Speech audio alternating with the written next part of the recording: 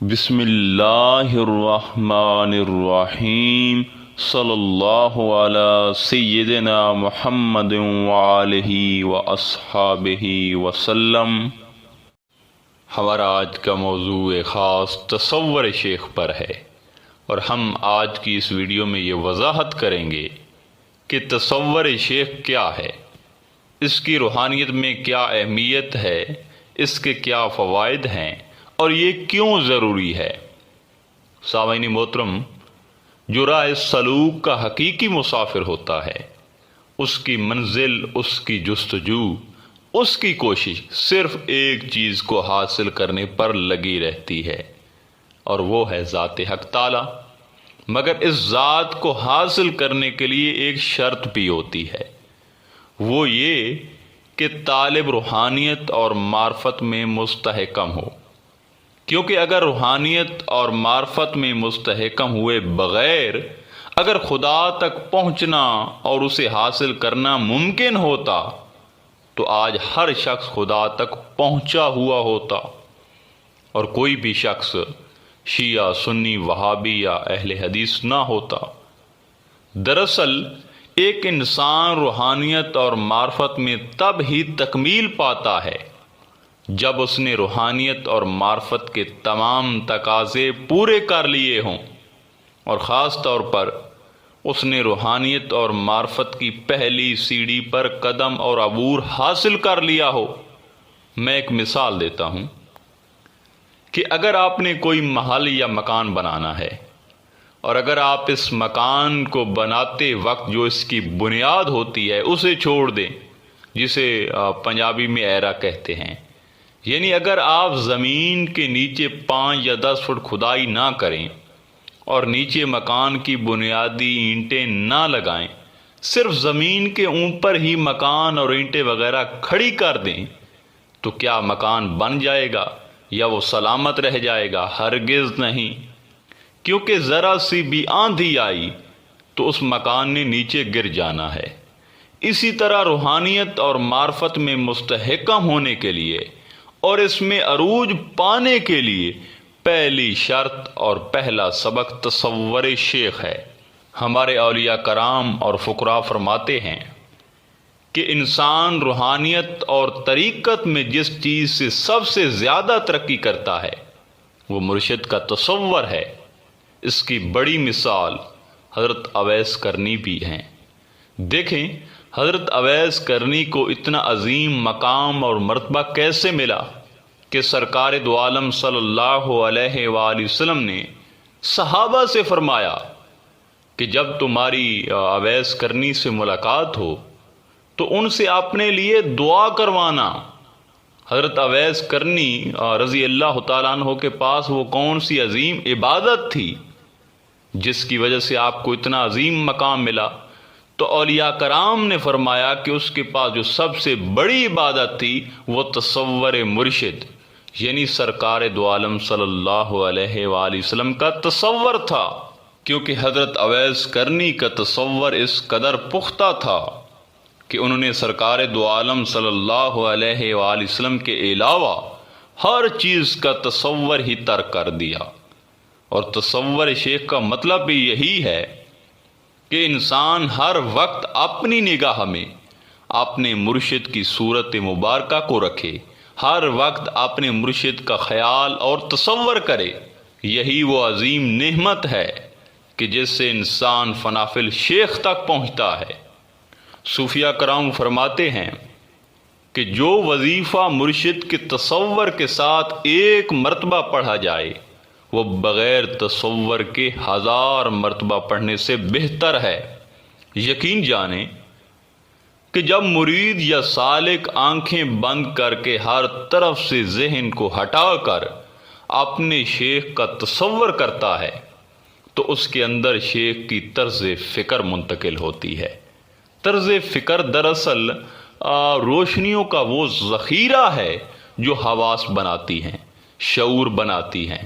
زندگی کی ایک نہج بناتی ہیں۔ اور جب ہم اپنے ارادے کے تحت شیخ کا تصور کریں گے تو تصور میں گہرائی پیدا ہونے کے بعد شیخ کے اندر کام کرنے والی وہ روشنیاں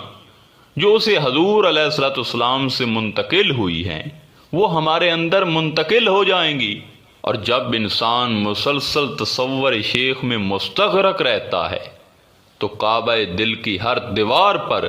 اسے شیخ کی تصویر آویزاں دکھائی دیتی ہے۔ اس کے حواس پر شیخ کا عشق غلبہ پا لیتا ہے، پھر اس کا نفس شیخ کے عشق کی تپش سے پگھل کر ایک نقطے کے برابر رہ جاتا ہے، اور یہ نقطہ شیخ کی ذات میں فنا ہو جاتا ہے، اور مرید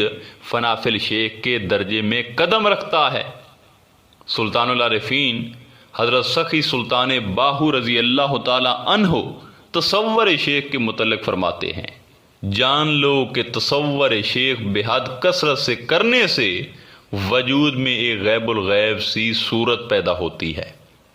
جو کبھی لا الہ الا اللہ محمد رسول اللہ پڑھتے ہوئے ذکر اللہ میں مشغول ہوتی ہے،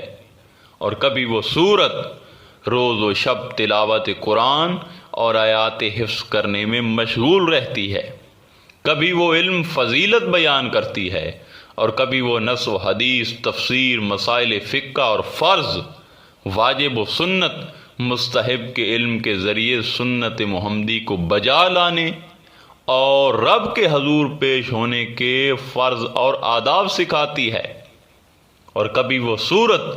ذکر اللہ میں غرق ہوتی ہے، اور کبھی وہ صورت وجود کے اندر بلند آواز سے سرہو سرہو هو الحق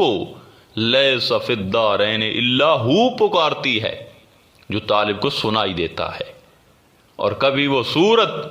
ماضی، حال اور مستقبل کے احوال ایک ساتھ بتاتی ہے، یعنی تصور شیخ سے علم لدنی بھی کھل جاتا ہے۔ اور آپ فرماتے ہیں کہ اکثر وہ صورت رات دن نماز میں مشغول رہتی ہے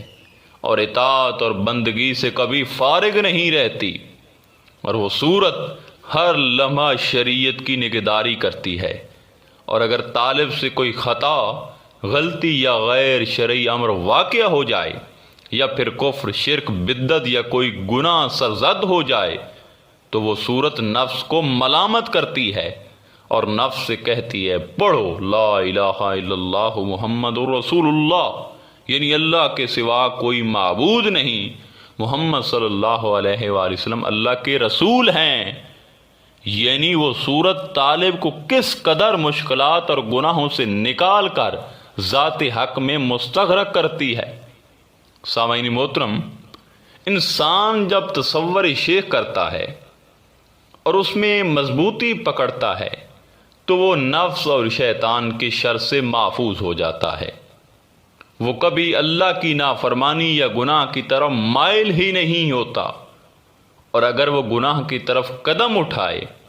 تو وہی تصور والی مرشد کی صورت سامنے آ جاتی ہے اور اس کا بازو پکڑ کر اس کو گناہ سے روک لیتی ہے۔ اور تصور شیخ سے مرید کا قلب اس قدر پاک ہو کر روحانی ترقی پا لیتا ہے کہ اسے ہر جگہ اپنے مرشد کی صورت دکھائی دیتی ہے۔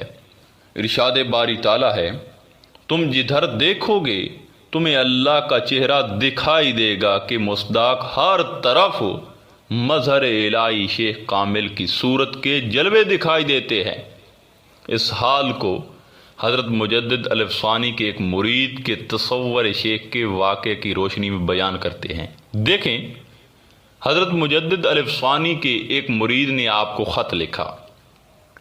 خط میں کیا لکھا کہ اس کا تصور شیخ اس حد تک غالب آ چکا ہے کہ وہ نماز میں بھی اپنے شیخ کے تصور کو اپنا مسجود دیکھتا اور جانتا ہے، اور اگر فرضاً نفی کرے بھی تو حقیقتاً نفی نہیں ہوتی، یعنی نظر کے سامنے سے وہ تصور ہٹتا ہی نہیں۔ تو حضرت مجدد الف ثانی نے اپنے اس مرید کے جواب میں لکھا، اے محبت کے اطوار والے، یہ دولت طالبان حق کی تمنا اور آرزو ہے، اور ہزاروں میں سے شاید کسی ایک کو ہی یہ نصیب ہوتی ہے۔ اس کیفیت اور معاملے والا مرید صاحب استعداد اور شیخ سے مکمل مناسبت رکھنے والا ہوتا ہے۔ احتمال ہے کہ شیخ کی تھوڑی سی صحبت سے وہ شیخ کے تمام کمالات کو جذب کر لے۔ لہذا تصور شیخ کی نفی کرنے کی تمہیں کیا ضرورت ہے، کیونکہ وہ شیخ مسجود الیہ ہے، مسجود لاہو نہیں، یعنی جس کی طرف سجدہ کیا جائے، نہ کہ وہ جس کو سجدہ کیا جائے۔ اس قسم کا ظہور تو سعادت مندوں کو ہی میسر آتا ہے، تاکہ وہ تمام احوال میں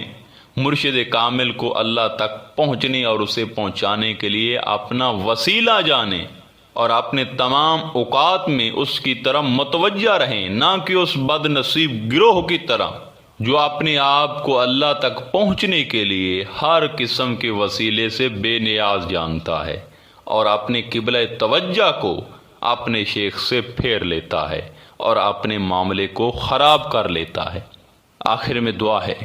کہ اللہ تعالی ہم سب کو تصور شیخ میں اس قدر کامل فرمائے کہ ہم سب فنا فی الشیخ کے مرتبے تک پہنچ جائیں۔ انشاءاللہ تعالی ملتے ہیں ایک نئے موضوع میں، تب تک علی نگہبان۔